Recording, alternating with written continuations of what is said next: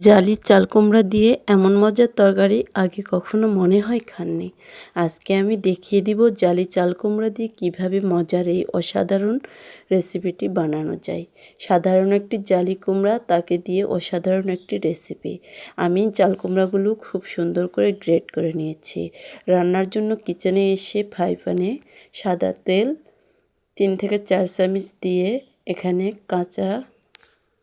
তেলটা গরম হয়ে আসতেই দিয়ে দিলাম লবণ এবং হলুদ, দিয়ে একটু নেড়ে চেড়ে দিব। বন্ধুরা, আসসালামু আলাইকুম। মারিয়া ফুড কর্নারে সবাইকে স্বাগতম। আশা করি আপনারা অনেক ভালো আছেন। আলহামদুলিল্লাহ, আমি অনেক ভালো আছি। এই যে এখন টাকি মাছগুলো দিয়ে দিলাম। টাকি মাছগুলো সুন্দর করে এখন ভেজে নিব। টাকি মাছ দিয়ে যে কোনো রান্নাই খেতে অসাধারণ লাগে। আপনারা কে কে টাকি মাছ খেতে পছন্দ করেন অবশ্যই কমেন্টে জানাবেন। এই টাকি মাছ দিয়ে ভর্তা করলেও খেতে মজা লাগে, ভুনা করলেও খেতে মজা লাগে, আবার যে কোনো তরকারিতে দিলেও মজা লাগে। দেখুন, টাকি মাছগুলো আমি নেড়েচেড়ে সুন্দর করে ভেজে নিব। এইভাবে মাছগুলো কিছুক্ষণ আমি ভেজে নিব। বন্ধুরা, অবশ্যই পুরো ভিডিওটি ফুল ওয়াচ করে দেখবেন, আর যারা লাইক দিতে ভুলে গিয়েছেন অবশ্যই লাইকটি দিয়ে নেবেন। আমার চ্যানেলে যারা নতুন আছেন অবশ্যই চ্যানেলটি সাবস্ক্রাইব করবেন, আর যারা আগে থেকে সাবস্ক্রাইব করে রেখেছেন তাদেরকে অসংখ্য ধন্যবাদ। মাছগুলো ভাজা হয়ে গিয়েছে, এখন উঠিয়ে নিব। মাছগুলো এখন সবগুলো উঠিয়ে নিচ্ছি। বন্ধুরা, অবশ্যই মাছটা কড়া করে ভাজবা না, একটু নরম করে ভাজার চেষ্টা করবেন। এই যে সবগুলো মাছ আমি উঠিয়ে নিয়েছি। বন্ধুরা, এই চাল কুমড়ার রেসিপিটি একদম পারফেক্ট খেতে লাগে। এটা গরম ভাতের সাথে এতটাই লোভনীয় হয়ে থাকে যা বলে বোঝাতে পারবো না। একই তেলের মধ্যে দিয়ে দিলাম 2টি পেঁয়াজ এবং কয়েকটি কাঁচামরিচ চেরা।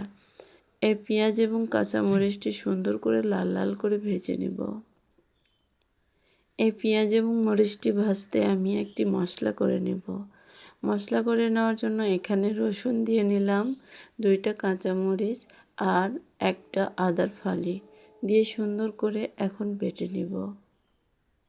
এই বাটার মধ্যে দিয়ে দিব অর্ধেক টমেটো কুচি। এই টমেটোটা দিয়েও আমি সুন্দর করে বেটে নেব। দেখুন কত সুন্দর করে বেটে নিয়েছি। এইদিকে আমার পেঁয়াজগুলোও একদম ভাজা হয়ে গিয়েছে। দেখুন লাল লাল করে পেঁয়াজ ভেজে তার মধ্যে মশলাগুলো দিয়ে দিলাম।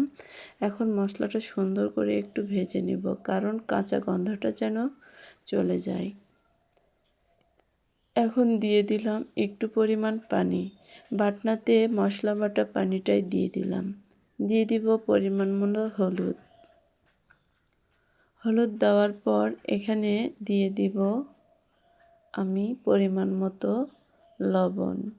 বন্ধুরা, অবশ্যই স্বাদ মতো লবণ দিতে হবে। চাল কুমড়াতে অল্প লবণ দিলেই হয়ে যায়, বেশি লবণ দেওয়া যাবে না। এবং দিয়ে দিলাম গুঁড়ো মরিচ। বন্ধুরা, অবশ্যই এভাবে মশলাটি কষাতে হবে। এই মশলাটি যত কষাবেন তরকারির টেস্টটি ততই মজাদার হয়।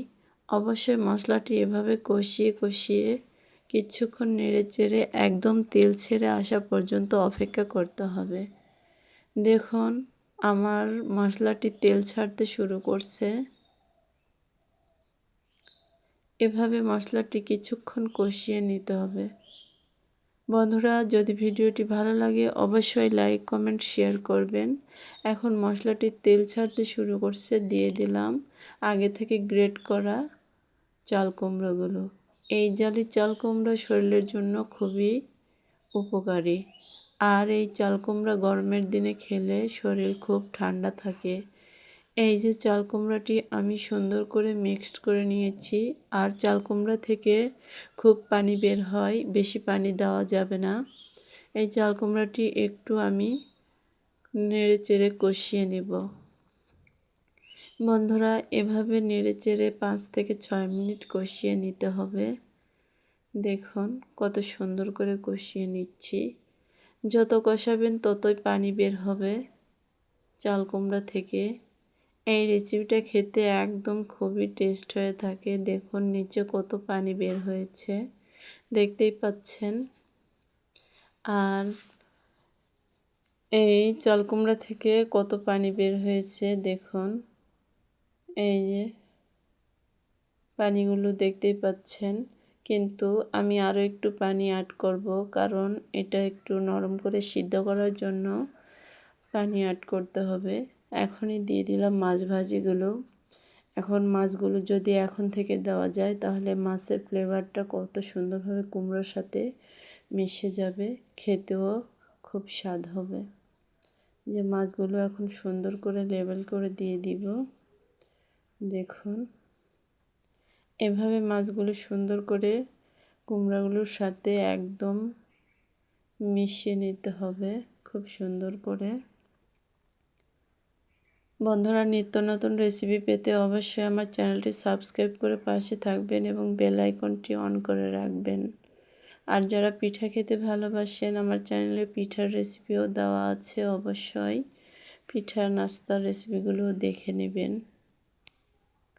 আমি খুব সহজ সরলভাবে রেসিপিগুলো দেওয়ার চেষ্টা করে থাকি। দেখুন ঘরে থাকা অল্প উপকরণে এত সহজ, সুন্দর এবং অসাধারণ মজাদার রেসিপিগুলো বানিয়ে নিতে পারবেন। এই যে খুব সুন্দর করে একটু হালকা পানি দিয়ে আমি এখন এটা একদম রান্নার জন্য কয়েক মিনিট দিয়ে রাখবো। বন্ধুরা, এটা অবশ্যই 10 থেকে 15 মিনিট একইভাবে পানিগুলো শেষ হওয়া অবধি অপেক্ষা করতে হবে। আমি একবার ঢাকনা খুলে দেখে নিলাম, আবারও কিছুক্ষণ পরে একটু নেড়ে দিব। নেড়ে দেওয়ার পর দেখুন পানিটা একটু শুকিয়ে আসার মতো হয়েছে, কিন্তু এখনও শেষ হয়নি। বন্ধুরা, অবশ্যই শেষ পর্যন্ত দেখার অনুরোধ রইল। এই যে দেখুন ফেলনার লুক কত সুন্দর তরকারিটা হয়েছে, এতটাই লোভনীয় হয়েছে।